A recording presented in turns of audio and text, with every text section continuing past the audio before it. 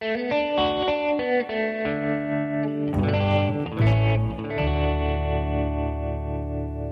is History for Cocktail Parties with hack historians Thornton Kennedy and James Otley.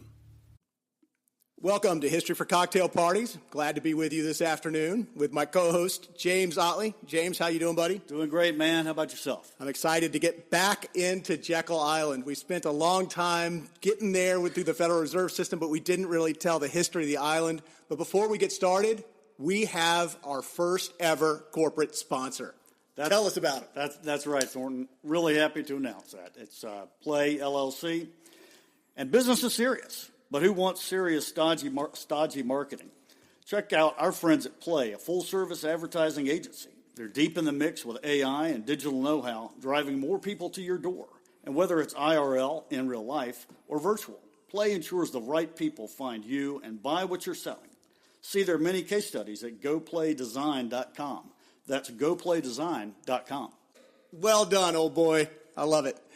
So we're going back to Jekyll Island because it is a fascinating story. And I thought it was just a great opportunity for us to talk about someone who is so important in the history of Georgia, right?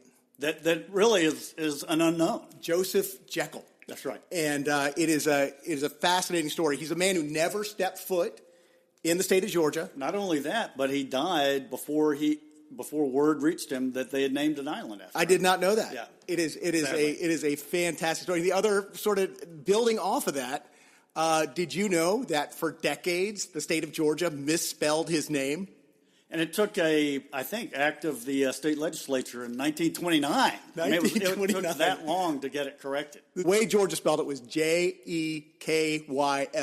One L. Right. And it's Jekyll, two L's. Indeed. So tell us about Joseph Jekyll, James. Yeah, man. He was a British barrister, a judge, and a Whig politician.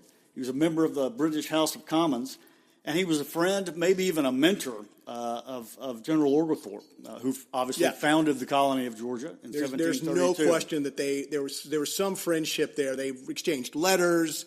A lot of Oglethorpe's principles were clearly gleaned from Joseph Jekyll. Absolutely. They shared a lot of the same ideals and a lot of the same principles. And actually, three major aspects of the original Georgia colony were influenced or even credited to Sir Joseph Jekyll. The first was a ban on rum. I don't know if he was a teetotaler, but he authored the Gin Act in London in 1736, which made him pretty unpopular there. There were armed mobs, and the king sent the guard to protect his house because people were going to kill him. He was like an early wellness advocate. Is that right? Yes, he had read all of these papers about the benefits of not drinking alcohol and the benefits of living a good life. And that really was what he was trying to get across in curbing alcohol consumption. Did not apply to beer. Only to rum and gin. And we'll get to that, right? The other thing that he influenced or is credited with was religious tolerance in the colonies. And we'll talk a little bit more about that.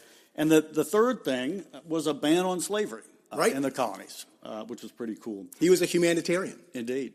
They also banned lawyers in the Georgia colony. I wasn't going to mention that as you are a practicing attorney. Exactly. And he was a barrister as well, so I don't think he was the reason for that, but that was another thing that Why would they have outlawed attorneys, They James? said they were too bothersome. We'll leave it at that.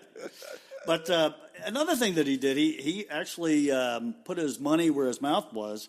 He gave a lot of financial support to the colonies himself out of his own pocket. 600 pounds, I think. That's right. In fact, that was the largest contribution, because the original expedition, the 2,000 pounds that they had raised, was all privately raised. And I thought that was something new that I learned, was that I think a lot of these colonies were privately financed. I mean, they were corporate businesses. I mean, startups basically.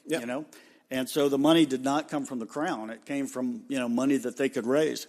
And I read that he gave that 600 pounds. That was the same amount that King George gave out of his own personal pocket. Equal footing with George. That's right. In terms of supporting I think they called them the trustees. The trustees, that's right. He also petitioned Parliament when the colony got in financial trouble for money or a grant, and I think he asked for another 2,000 pounds, and he was so eloquent and so persuasive that the Parliament, British Commons, gave 10,000 pounds for the expedition. And it was the first time that had ever happened. That's right. I mean, in a sense, he rescued the colony. Mm-hmm. And his argument apparently was on religious tolerance. Is that right? That's why. So the British, hurrah, and supported him because he made this eloquent argument for religious tolerance. And I think that it was well known, or was a big issue in London, because I think there were a lot of folks that were seeking asylum there or had moved there. You know, it's a whole nother Bollywood, but you're absolutely correct. It was Salzburgers and everybody that went to Georgia. Done. Okay, you saw me slip that in there.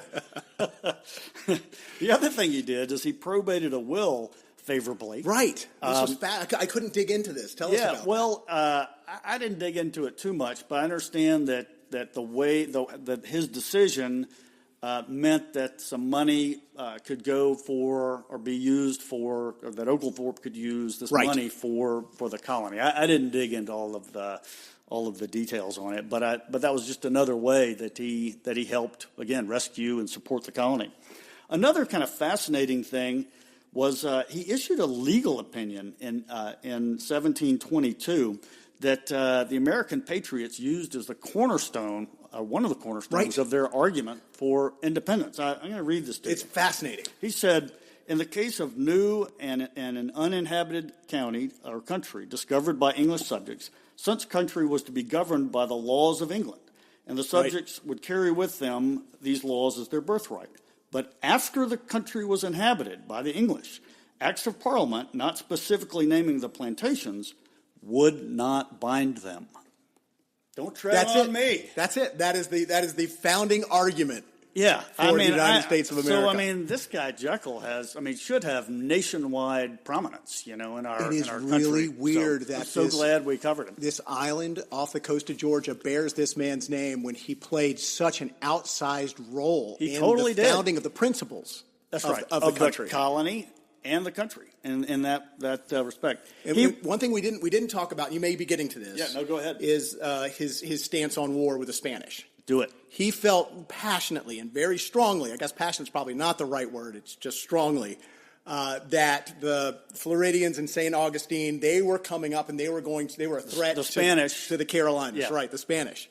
And he advocated with the king for a military response and not a diplomatic response. He thought the prime minister was being really weak-kneed by seeking diplomatic solutions. And so the man who arrives on that second wave of Oglethorpe's group in 1737 That's right.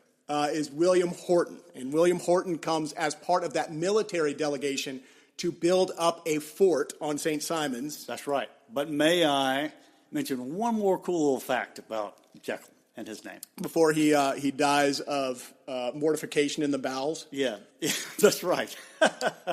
They called him an impracticable old fellow, always puzzled and confused, and too bad that he died that way. But people have asked me, and I thought this, Dr. Jekyll and Mr. Hyde, does that have anything to do with Sir Joseph Jekyll?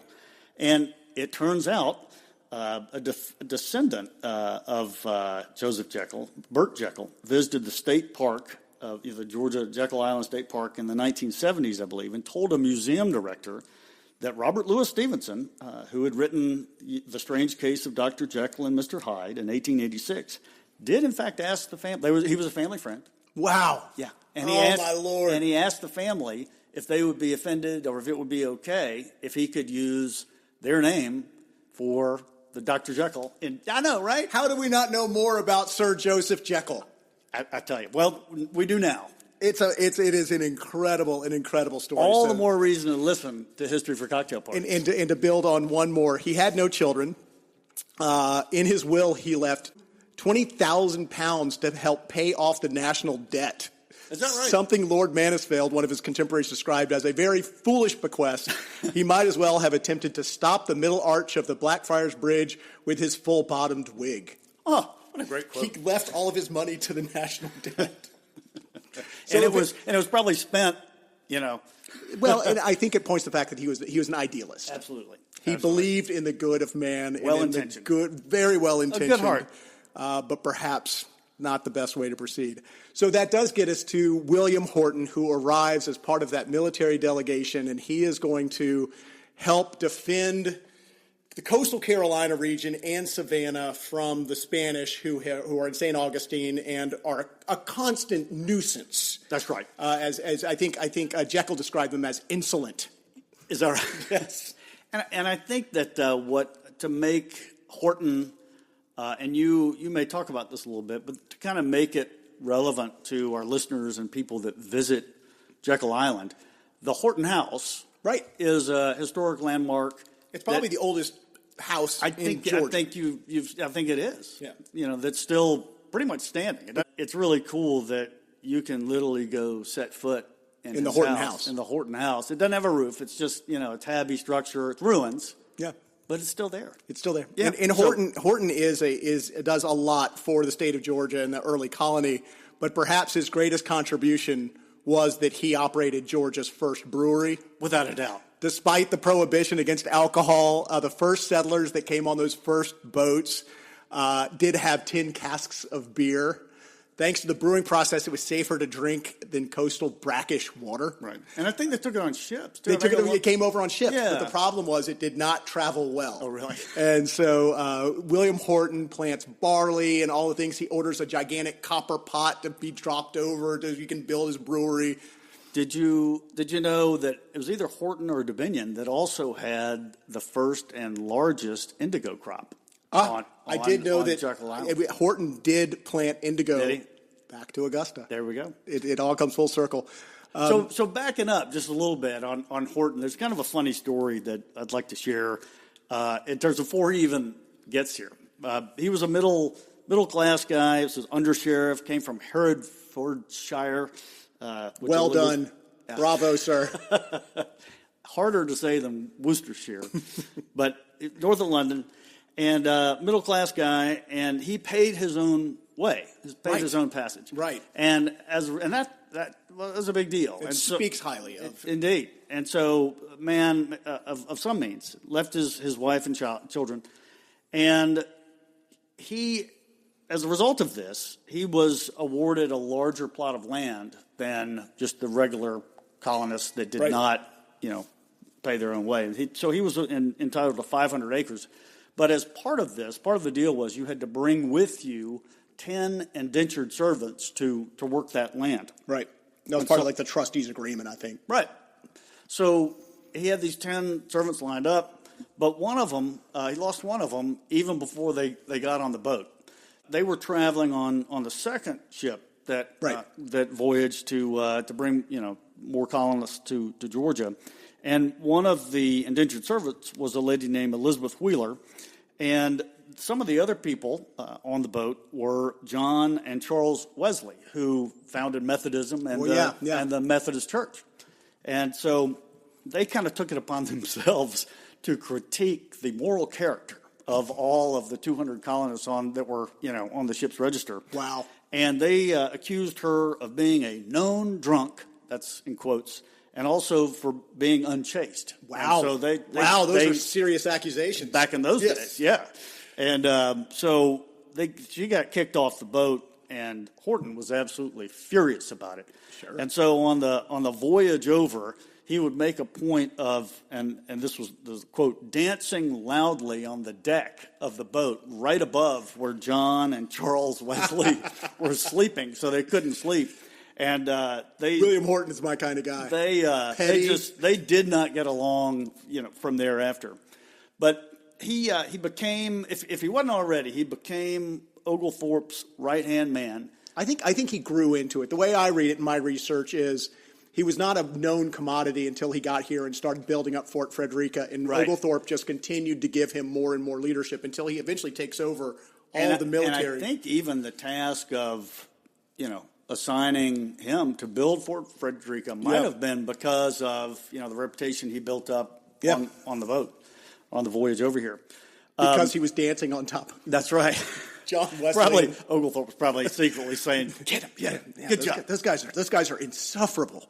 So, Oglethorpe, you touched on this. The the whole thing with the kind of south area or southern boundary of Georgia, they called it the debatable land because you had the Spanish down in St. Augustine, and they actually had missions all the way up the East Coast, and they had withdrawn from those. They had the base down in St. Augustine, military force there, and so the trustees were pretty nervous and actually prohibited for a long time any development that was south of the Altamaha River, which is just north of St. Simons. So Oglethorpe actually redrew the map of where the Altamaha ran and showed it on this map running a lot farther south, and it convinced the trustees, well, in that case, then we can settle. Yeah, we can exactly. Move into this area. And so, Oglethorpe had they built Savannah, and they were, Georgia was being colonized, but building a fort, Fort St. Simons and Fort Frederica on St. Simons, these military posts, he thought, man, that might agitate, the governor down, Del Francisco, I think was his name, down in St. Augustine. And, because that's right there. it's right in the debatable lands. It's right there on their back door, Yeah, and so it's an act of aggression.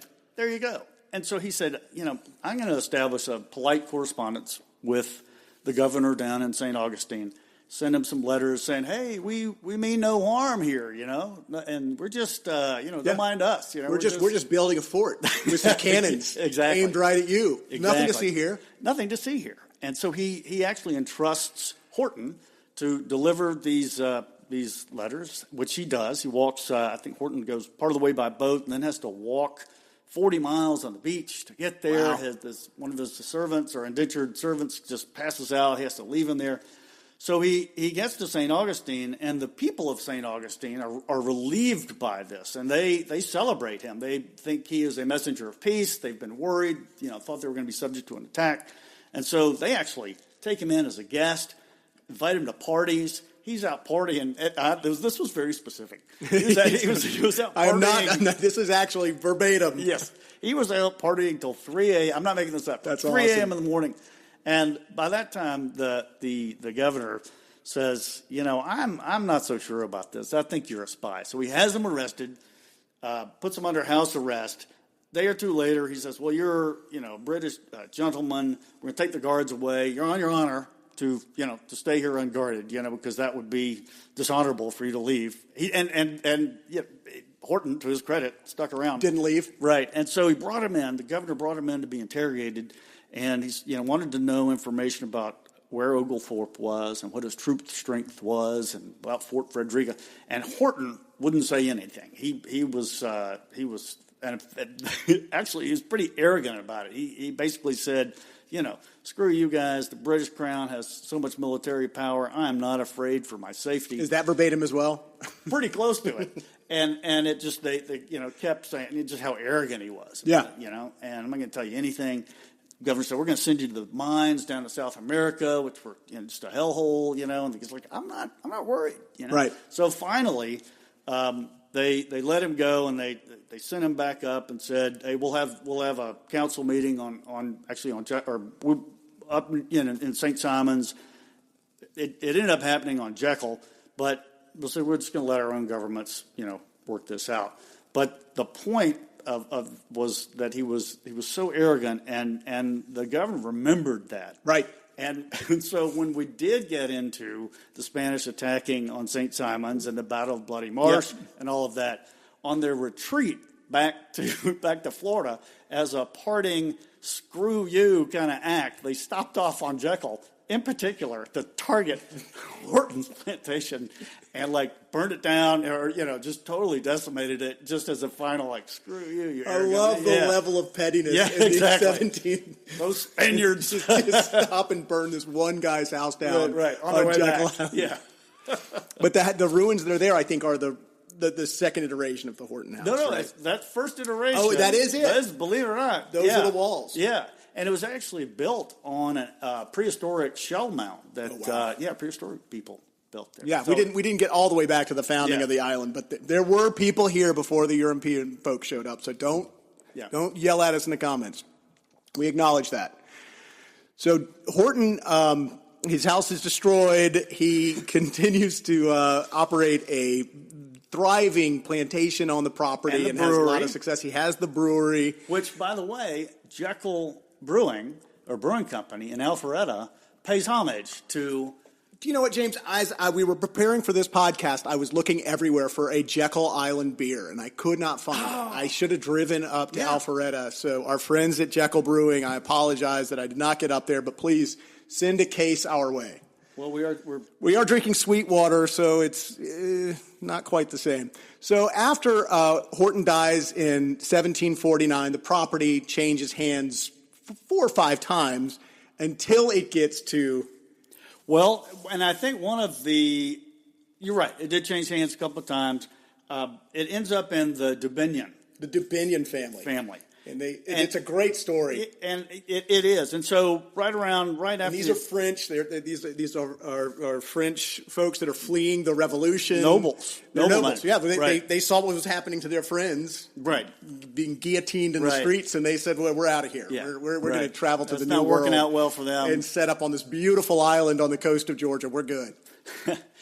One little kind of funny fact, just going back for a second. Oglethorpe described... the Jekyll Island and the coastal islands as just this Eden after this when he came back. But apparently on midway through the second voyage with Horton, he got honest and he said, no, it's really more of a hellhole. There's mosquitoes, there's disease and whatnot. It's hot. It's hot, muggy, I don't know why he chose to disclose that, midway through. I don't know. I did not know that, but that's really funny. Seems like you'd keep that to yourself until you had landed, right? Yeah, I often think about what the Georgia coast would be like in the summer without air conditioning. Oh, Lord. I don't. Yeah. That's a tough draw. Indeed. We'll get to the Jekyll Island Club eventually, but that's... Even if I had $1 trillion and I was living in New York, it'd be hard to go out there and just spend time on that porch. Well, that's why they only kept it during the winter. January to... Yeah, smart move.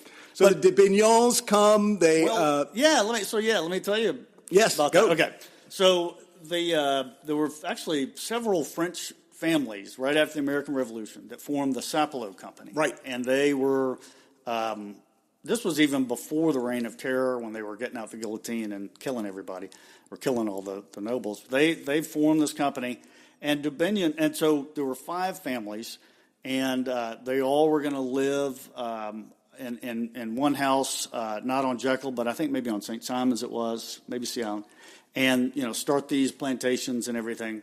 And one account has that one of the owners had hired his nephew, who was Dubinion, to kind of manage his affairs and help, orchestrate this, and wasn't happy with the work he was doing, and ended up shooting him in the head. as one does. Yes, exactly. He didn't die. Dubinion luckily did not die, but he decides, hey man, I gotta get out of Dodge, and so that's when he was able to maybe transfer his shares over and take over Jekyll. That's one account.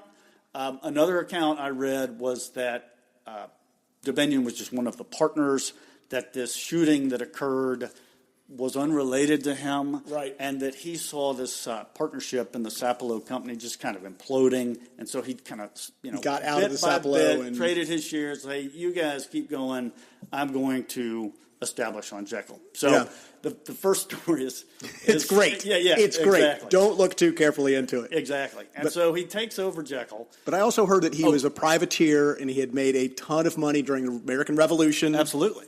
And one of the reasons that he was so excited or interested in being in this partnership or part of this venture was that he had heard that these islands had live oaks, a lot of live oaks. And because he had all this experience as a mariner, he knew that live oaks provided the best solid wood for building ships. Awesome. And so, and that it drew a lot of money. And so that was one of the reasons he thought that it might be a financial He would success. Go down there and be a shipbuilder. That's right. Or at least sell the wood, the lumber for ships, and which they did. In fact, there's Sea Island or St. Simon's live oak that's in the Brooklyn Bridge. There's Sea Island, St. Simon's live oak sold or transported from Gasconia Point, which is right when you cross over onto St. Simon's. Wow, I had no idea. And that is in this ship that still exists today called I believe it's the Constitution. They still sail it around for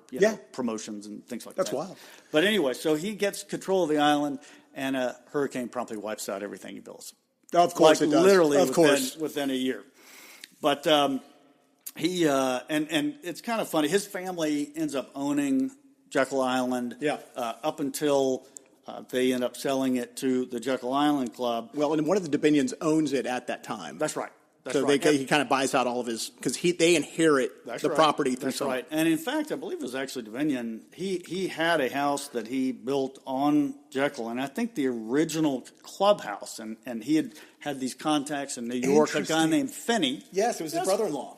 Was it really? Yeah. Okay, and so Finney was in these big New York clubs, and I think that was the Union draw, Club. very similar, back to the Masters. You yes. know? And Clifford bringing these folks in from New York. And you had the local guy who could, connect. Right. That's right. And so a similarity there. And so they actually stayed in his house. I think the Dominion house was on Jekyll Island, for a number of years. And I think they maybe used it as the first. I thought the Dominions moved into the Horton Well, they house. did. This later. Okay, you're exactly right. And they added on a wing and all this stuff. But one kind of funny story before we move on to the Jekyll Island Club, reminiscent of the Spanish destroying Horton's house and plantation. When they were retreating as a parting shot after burning Washington D.C. The British stopped off on Jekyll and looted and destroyed Dominion's plantation. It makes perfect sense. So, but that does get us to, I have two additions. One of them is a darker chapter, but 50 years after the importation of slaves to the United States was prohibited, a ship called the Wanderer landed on Jekyll Island with 465 slaves. It was the next to last shipment of slaves to American soil from Africa. And that's actually a point of contention. I actually looked into that a little bit, and there's another one. I think the other one, second one, right there, right? It was not the last. But I thought documented. I think the actual documented where enslaved persons were unloaded for sure. Yeah, documented was the Wanderer. And well, it's fascinating to me that in 1858. Years before the Civil War, all that had been outlawed. Forgive my ignorance, but and it was a huge conspiracy. This guy named Lamar, and actually Dominion was paid $15,000 because Jekyll was so remote, and very sad chapter in America's history. But by 1860, getting into the Civil War, Union troops get to Jekyll Island, and it is the soil's ruined. There's no one lives there. Right. It had completely turned to crud. It was just it was of no use whatsoever. But Dominion still, one of the heirs, they still owned it, so they come back onto the property, and that's when they begin to either organize the club and ultimately sell it to the Jekyll Island Club. Now that we have reached the Jekyll Island Club, James and I are going to step away for a quick top-off. We'll be back with Episode 2, a Millionaires Club, Bad Oysters, and U-boat attacks that shaped Georgia's largest state park.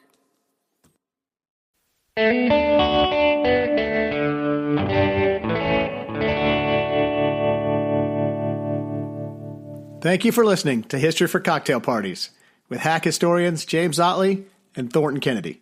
Please like and subscribe, and now that the episode's over, you can go pour yourself another round, and we'll catch you next time.